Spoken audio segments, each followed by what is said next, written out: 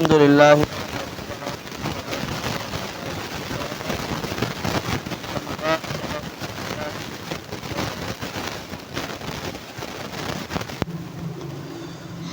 قال الله تبارك وتعالى ويا آدم اسكن أنت وزوجك الجنة فكلا من حيث شئتما ولا تقربا هذه الشجرة فتكونا من الظالمين۔ گزشتہ آیات میں آپ سماعت فرماتے چلے آ رہے ہیں کہ اللہ رب العالمین انسان کو اس بات سے آگاہ کر رہا ہے کہ شیطان تمہارا کس قدر کھلا دشمن ہے اور کس قدر وہ آپ سے حسد اور بغض اور عناد رکھتا ہے کہ اللہ رب العالمین نے اس انسان کی وجہ سے مجھے دھتکار دیا۔ میں جو اللہ رب العالمین کی نعمتوں میں سب سے بڑی عظیم نعمت جنت کے اندر اللہ نے مجھے ٹھہرایا ہوا تھا، میں ادھر رہتا تھا، لیکن صرف اور صرف میں نکلا اس وجہ سے کہ اس انسان کی وجہ سے۔ جب کسی کی وجہ سے کوئی اچھی اور عظیم نعمت چھن جائے تو پھر اس کے ساتھ قدرتی طور پہ فطری طور پہ نفرت ہو جاتی ہے، اور یہی وجہ ہے کہ انسان سے شیطان اس قدر نفرت کرتا ہے، اس کی تاحد کوشش یہی ہوتی ہے کہ مجھے اللہ رب العالمین نے اس انسان کی وجہ سے اپنی عظیم نعمت جنت سے نکالا ہے، دھتکارا ہے، اور میں اللہ رب العالمین کا نافرمان بھی ہو گیا ہوں، تو پھر اسی وجہ سے اس نے اللہ رب العالمین کو چیلنج کر دیا۔ جب انسان سے کوئی چیز چھن جاتی ہے یا پھر کوئی بڑا صدمہ پہنچتا ہے تو وہ پھر پاگل ہو جاتا ہے، بکھلا جاتا ہے، یہ بھی اس طریقے سے پاگلوں کی طرح اس نے اللہ رب العالمین کو چیلنج کر دیا۔ چیلنج یہ کیا کہ یا اللہ تو جس انسان کی وجہ سے مجھے اتنا دھتکار رہا ہے، جس انسان کی وجہ سے تو نے میری اتنا بڑی نعمت سے مجھے نکال دیا، میں اس تیرے بندے کو تیرے قریب نہیں آنے دوں گا۔ تو اللہ رب العالمین نے اسے کہا تو ویسے ہی مردود ہے، جا یہاں سے نکل جا، متکبر ہے تو۔ تکبر صرف اللہ رب العالمین کی ذات کے لیے لائق ہے۔ جو میرے بندے ہیں وہ میرے پاس رہیں گے، جو تیرے بندے ہیں وہ تیری اتباع اور پیروی کریں گے۔ پیچھے آپ نے سماعت فرمایا کہ اللہ رب العالمین بیان فرماتے ہیں کہ جو لوگ شیطان کے اتباع اور پیروی کریں گے، اللہ رب العالمین فرماتے ہیں میں ان کو اور ساتھ ان کے شیطان کو دونوں کو جہنم کے اندر بھر دوں گا۔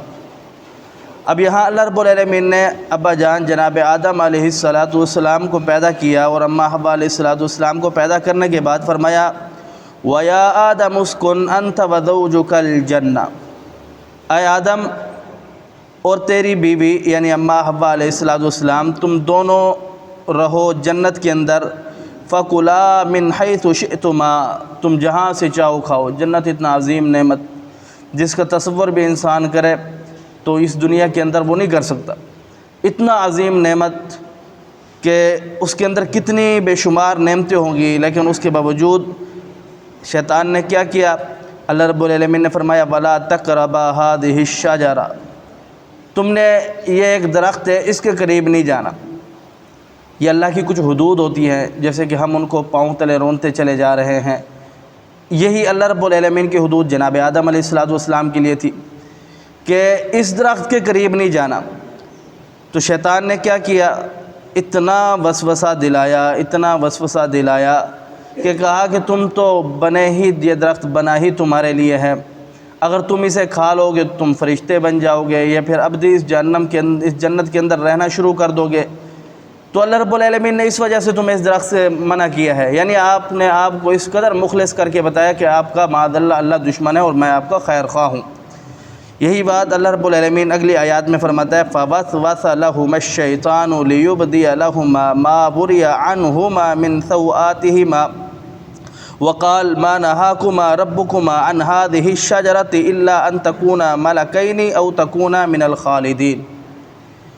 شیطان اس قدر وسوسے دلانے لگا، اس قدر آزمائش میں ڈال دیا کہ اللہ رب العالمین چاہتا ہے کہ تم یہاں پہ رہو ہی نہ۔ اگر تم یہاں پہ اس درخت کو کھا لو گے تو گویا تم فرشتے بن جاؤ گے اور فرشتے جنت میں رہیں گے، لہذا اللہ رب العالمین تمہارا دشمن ہے اور میں تمہارا خیر خواہ ہوں۔ یہ بات اللہ رب العالمین اتنی تفصیل کے ساتھ انسان کو اس وجہ سے بتلا رہا ہے کہ تو آگاہ ہو جا، جس کے پیچھے تو چل رہا ہے، میری نافرمانی کر رہا ہے، وہ تیرا کھلم کھلا دشمن ہے، وہ تجھے میری نعمتوں سے، میری رحمتوں سے، میری عظمتوں سے تجھے محروم رکھنا چاہتا ہے۔ کیونکہ وہ تیری وجہ سے تو اس جنت سے دھتکارا گیا جس کو نکال کر کے میں نے تجھے جنت دی۔ اب وہ جو یہاں سے نکلا ہے وہ ہمیشہ کے لیے کس جگہ جائے گا؟ جہنم میں جائے گا۔ وہ تو صرف چند دن، چند کچھ وقت کے لیے اس کو مہلت دے دی ہے کہ وہ رہے، اور اس کے بعد پھر وہ جہنم میں چلا جائے گا۔ تو اللہ رب العالمین نے انسان کو اس بات سے آگاہ کیا۔ اب انسان کیا ہے؟ یہاں ایک بات غور کرنے کی بات یہ ہے کہ اللہ رب العالمین نے جناب آدم علیہ السلام کو ایک یہ حد تھی کہ درخت کے پاس نہیں جانا، انہوں نے کھایا تو ان کو سزا ملی، جنت سے نکال دیا گیا، اتنا بڑی سزا۔